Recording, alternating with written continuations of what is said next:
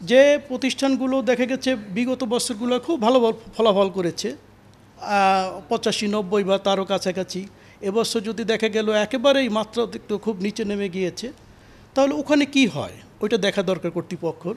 ওখানে প্রধান শিক্ষক আছেন, শিক্ষক মণ্ডলী আছেন, পরিচালনার জন্য একটা পরিচালনা পরিষদ আছে, এলাকার সুধী সমাজ আছে, মাধ্যমিক শিক্ষা অফিসার আছে, তারা তদারকি করে।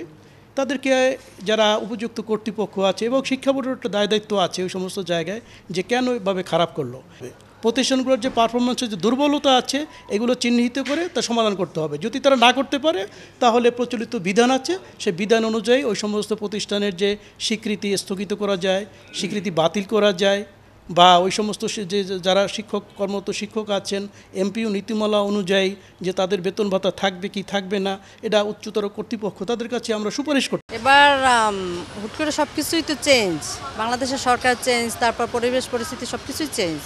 তো প্রশ্ন ওরকম অত সহজ হয় না, প্রশ্ন মোটামুটি স্ট্যান্ডার্ড প্রশ্ন হয়েছে, ওরকম সহজ হয় না, যার কারণে জিপিএ 5টা এবার একটু কম আসছে। এবার একটু হল করা গিয়েছে বা কোশ্চেন একটু স্ট্যান্ডার্ড করা ট্রাই করেছে, যার কারণে আমাদের মানে এরকম হয়েছে।